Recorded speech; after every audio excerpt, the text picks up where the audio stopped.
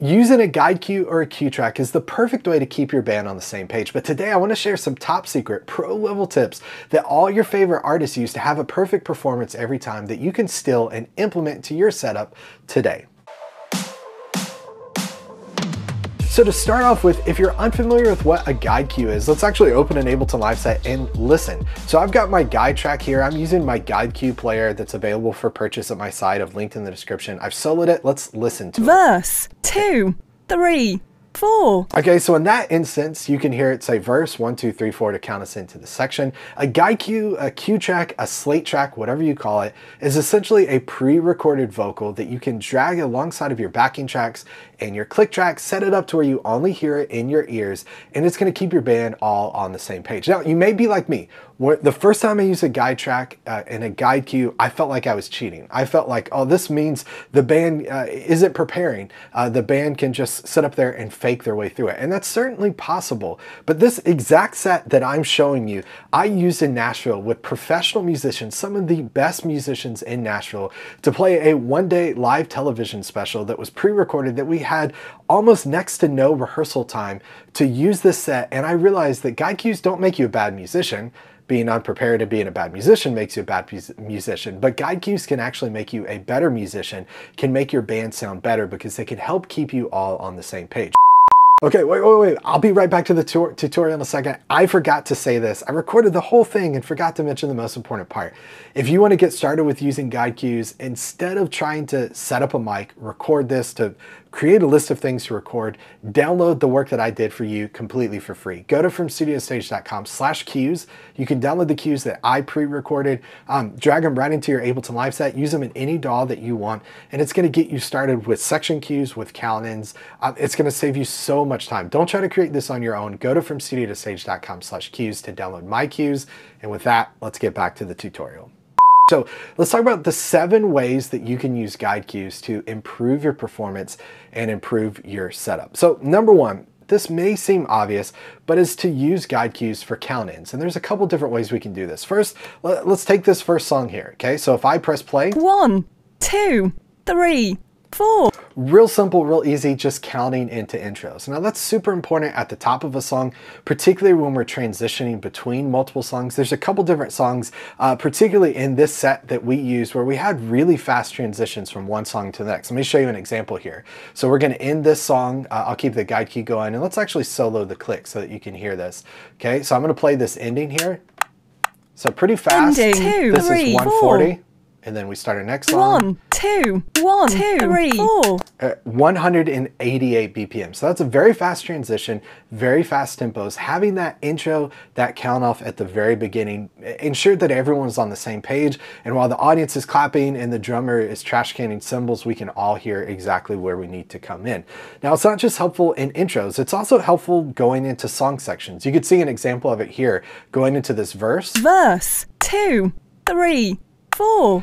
And I would not personally always count into a song section, but I know some folks that do, and particularly in the set, there were certain times where we added that count in because it just helped give us a little bit of reassurance where we were going, and it was particularly helpful in songs that had time signature changes. There were a couple songs in this set where we went from 4/4 to 2/4, and having that extra reassurance of a count in let us know exactly what time signature we were in that section. It also really helps to help with vocals, for example, like if a vocal's coming in, gives us a nice kind of entrance into a section. Now, we've already heard this second tip when it comes to using guide cues, but that's to add song sections to this. So exactly like what I just played here. Verse, 2, 3, 4. Right? Just to have that little extra reassurance of what your song section you're in is very, very helpful, particularly in a situation like this where we've got a massive live set of, I think, 15, 16 different songs. We were very short on rehearsal time. It was a live TV performance, so we had to get it right. This was incredibly helpful tool. First, in rehearsal, I was able to send rehearsal tracks to the band, to the vocalists, so that they could rehearse, they could hear guide cues as a just reminder of what was happening so we were all on the same page. But then 2, live in the moment and in rehearsal, we didn't have to constantly stop to say, oh yeah, remember the bridge is coming up, the chorus is coming up. It just worked right away, which was super helpful. Now, number 3, and this is one you may or may not have done and may not have implemented into your setup, but this is something certainly that that the pros do, and that's to add a song name at the beginning of your song. Now, I've heard my friend Laura Escudé talk about this, and I believe it was on American Idol when she used this setup before every song. I saw Rick Beato talk about this in a video where he talked about his backing tracks cheating, and he told some of his history of how he's generated and created backing tracks for artists he's worked with. But he mentioned putting the song name at the top of the song. And the intent and the goal here was to avoid the Ashley Simpson triggering the wrong song on SNL experience, to where maybe the intro is similar, the tempo is similar, but if you hear the song name, you know, well, this is the right song or the wrong song. Now, pro tip, if you're looking for a really easy, great way to do this, check out TAZ Pro by my buddy Jeff Kaler. I've included a link in the description below that you can purchase TAZ Pro. But TAZ Pro allows you to generate song names live in the moment. So you could certainly go in, pre-record, okay, this first song here is Make It to Christmas Time. I could certainly go in and pre-record with the mic, Make It to Christmas Time. And so I can know at the beginning of the song that this is Make It to Christmas Time. That works. But TAZ Pro allows you to do that live in the moment. Now, let me pause for just a moment to show you exactly how easy this is and how this works. So I'm gonna add a new MIDI track, Command-Shift-T. I should mention also at the beginning, this does require Max for Live or Ableton Live Suite in this particular instance. But if you don't have that and you only have standard, just pre-record your vocal parts. Okay, meanwhile, back in the ranch. So I'm going to use TAZ Pro here. So I'm going to name this track TAZ Pro. It's a MIDI track. I'm going to go over to Ableton Live's browser. I want to go to the TAZ Pro window, and I'm going to drag this Max for Live device onto this MIDI track. Now, a couple settings I want to go and tweak. I'm going to click this button here to take me to the other side. This is going to use pre-built-in voices included on my Mac. So we have different voice options here. I'm just going to leave it set to Samantha. Some of these voice options are better than others. It's definitely not as good as Siri is now. It's not as good as a lot of AI-generated voice things you could use, but it works. It gets the job done. So I'm going to leave this set to Samantha. I'm going to enable TAZ slates. I could set the file location for this by default. It's just going to be the folder that has the instrument in, and that's perfect. I could choose to warp this or to unwarp it, you know, whatever you want to do here. And then what I need to do is let's click cue list, and you can see right here, TAZ separator, cue list only, speech only. I'm going to use a asterisk to add a few of my songs from my set to my TAZ cue list. Okay, so I'm going to go to song 2 here. This is called Comfort and Joy. So I'm going to actually edit this, take out the 2, and we're going to do an asterisk and do Comfort and Joy. Okay, let's go to this song here. We're going to do an asterisk and we'll take out 1 at the beginning. Okay, so that's going to, again, get added to our set. Let's give a little space. There we go. So we can see Make It a Christmas Time and Comfort and Joy are added in. Now I'm going to route my audio for TAZ Pro, which I think by default, let's go over here. TAZ Pro, set to master. I'm going to do this to outputs 1 and 2 so that you guys can hear it along with me. Going to keep this soloed. Let's actually unsolo our guide for a moment. Let's listen to just what TAZ Pro generated. Make IT to Christmas Time. Okay, Make It to Christmas Time became Make IT to Christmas Time. And you go, well, Will, that's distracting and I don't love that voice. Well, we could change voices. We could try different voices. We could pre-record. But this is a great option. So let's press song 2. So I've pressed 2 on my keyboard. Go to song 2. Let's press play. Comfort and Joy. Right, and you can hear the song name. Now this is really nice, particularly if I've got a lot of songs like this, if we're in rehearsal, if people are unsure, if the music director, like in this case, was calling songs to me and I was selecting them, what if they said, okay, Will, let's press play on Comfort and Joy, and we all heard Make IT to Christmas. Make IT to Christmas Time. We know something's wrong. I could stop it really quick and get on the talk back and go, sorry, right song, here we go. Or just stop it and Comfort and Joy. And then everyone knows we're on the right page.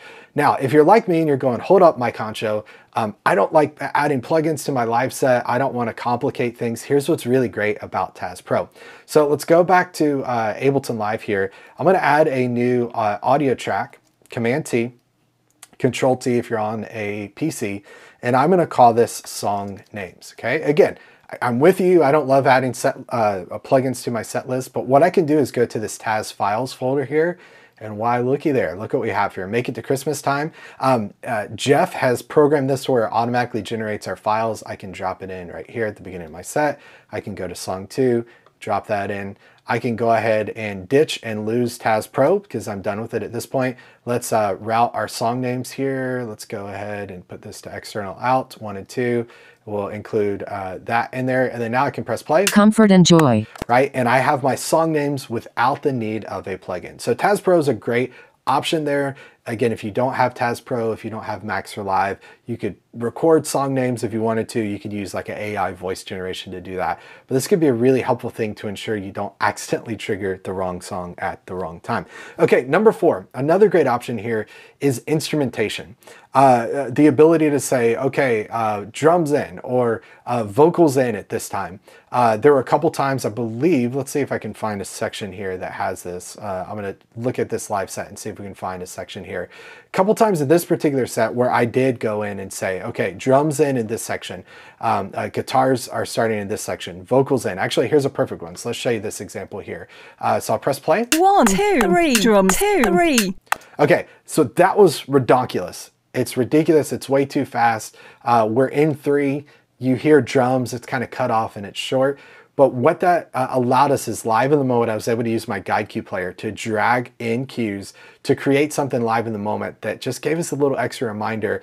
Hey, this is a quick count in and drums are in right now. So use that to let vocals know they're coming in, to let different instruments know that they're coming in at different times. You'll find that really, really helpful. Number 5, this is one that you could certainly abuse, and do not overuse this, but can be really, really helpful in certain situations, and that's to add in lyrics to your guide cues. Now, I was once on a webinar with someone, this was in a church worship setting, and they mentioned that they add lyrics for every song section that they're about to go into in the guide cue. And I thought, well, 1, I'll never play in this person's band. 2, maybe they're like Dory and they have short-term memory loss, as baby Dory says. Okay, sure, that's fine. 3, I don't think they're prepared, ultimately. I think that's what it was. But adding lyrics and guide cues can be really helpful. In particular, if you're working with an artist where maybe there's a certain song they always forget the lyric to, or maybe they mix lyrics up, or maybe you've gone for 60 minutes on stage, and for that next song that you're going to do, they always forget the intro start. Or maybe you just want to give them a reminder of the lyric for the very first line of every song. It's a really simple thing to do to just pre-record that lyric part, maybe pre-record having them sing it, or pre-record just them saying, tonight's going to be a good night, or whatever. Drop that in, and then when they get to that section, you can add it a measure before the part, or just maybe in an intro thing, something just to toggle their memory to remind them of what's coming. Another random pro tip that I'll throw here in the middle is, remember, you can have multiple tracks in Ableton Live, you could have multiple guide cues, and you could route those to multiple outputs on your interface. So this is kind of something I don't suggest for most people, but I have seen scenarios where an artist gets a separate guide cue than the rest of the band, or the band gets a separate guide cue than the artist, so that the band can get cues, the artist can get cues that not everyone else has. Now, on that same point, number 6, you could add stage direction notes here. This is, again, really particularly helpful for an artist if you have separate outputs. Maybe it's backup singers, maybe guitar player, bass player could have separate cues, and you could tell them, okay, remember, step to stage left, step to stage right, pyro coming up, go to center stage. You could add little notes like that so that, as you have this complex, really intricate live show, even if you're in a small club, I mean, if you have a musician, for example, that forgets to move or forgets to smile, you could add a little guide cue that says, hey, Will, remember to smile. Or, hey, swap places, or we're going to do the acoustic set here, or we're going to do a small center stage thing. There's different ways that you can change this up, add this different elements in your guide cue to say, hey, go to this place on the stage, or, hey, remember, video coming up. That's really going to give people the confidence where they can stand on stage and not look like a deer in the headlights of what's coming next. Do we have a video? What do we do? Super helpful. Now, final tip number 7, I want to share that I think this is the most ultimate pro level tip that's going to increase your performance, make you sound like the world's best singer. It's really, really going to help. But before I get to that, I want to ask you to consider subscribing. If you've made it this far into the video, you're a trooper. You're a real From Studio to Stage fan. Here's what you can do, something that's completely free. Just hit the subscribe button on YouTube, enable the bell icon so you don't miss tutorials like this. You'll see exactly when these videos go live. You'll be able to join in the chat in the live stream with people all across the world watching at the same time as you. And you can leave comments, but you'll make sure you see this before anyone else in the world sees it. So if you like content like this, if you like this video, consider hitting subscribe, enabling the bell icon. It's a free way to support this channel and to make sure you get information that you want and that you need. Now, number 7, this may strike you as surprising, but adding pitch to your guide cues. Now, again, kind of like lyrics. Please don't abuse this. Please don't overuse it. But this is a really helpful thing if you're starting a song off a cappella. In particular, I remember years and years ago, I did a one-on-one session with a Canadian country band. It was a group of, I believe, brothers that were working together, and they started songs a cappella. And what they would do is they would start every song with their pitches so that they would know exactly what pitch to start, and they play them individually, ba, ba, ba, or whatever. And then they play them together, and then 3, 4, and they would all hit the perfect pitch at the right time. Now that has nothing to do with vocal tuning. It has nothing to do with running auto-tune live. It's just a reminder to tell you, ba, that's my note, and then I hear 3, 4, and I sing that note, right? That's particularly helpful if you're coming out of a previous song where it's a completely different pitch, completely different key. If it's a loud moment where everyone's clapping, something where you're maybe a little chaotic, you're gonna struggle to figure out the pitch.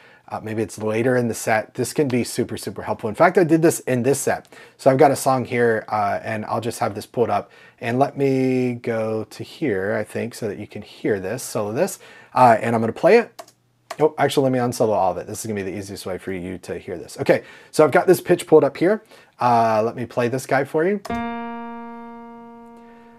Okay, and if you know the song All I Want for Christmas, you probably hear that pitch, but that's really helpful. We gave that to the artist. They started a cappella and they started right in. Another example in this particular set, which is not applicable to everyone, but we did a medley, 2 songs back to back. And so coming out of this song here, we went into Away in a Manger. So this is what we did. 3, 2, 3. Okay, and so we perfectly tied those 2 songs together, had a really smooth transition so that as one pad was fading out, another one was starting. But what I added into that was a count in into Away in a Manger, plus also the pitch, so that as the artist just listened, they would hear bum, bum, bum, bum, bum, and then they could start a cappella. Again, to everyone in the audience, they just felt like, wow, these people are so talented. To the artists on stage, they went, wow, I'm so thankful I have that so I know where we're going. And to the band and everyone else, they went, man, the audience has no clue how easy we're trying to make it for artists by adding these little tips and tricks. Again, is it cheating? If you think it's cheating, don't use it. But there's going to be a band down the road that does use these tips, that's going to get more gigs, that's going to sound better than you do, and most importantly, feel more comfortable than you do on stage by using these tips and tricks. Now, if you're looking for some free guide cues to get started, if you're looking for a way to do this without creating your own guide cues and taking the time to do that, then head to FromStudioToStage.com/cues. You can download my free guide cues that you can use in Ableton Live. You can use in any software that you want to drag into your songs, drag them right up against your backing tracks, to your click tracks, so that you can get started as quickly as possible. Again, thanks so much for watching this video. If you want more tips and tricks on using backing tracks on stage like this, make sure to subscribe, enable the bell icon. It's a free way you can support my efforts in this channel. Thanks so much for watching. We'll see you on the next one. Take care, everybody. Bye.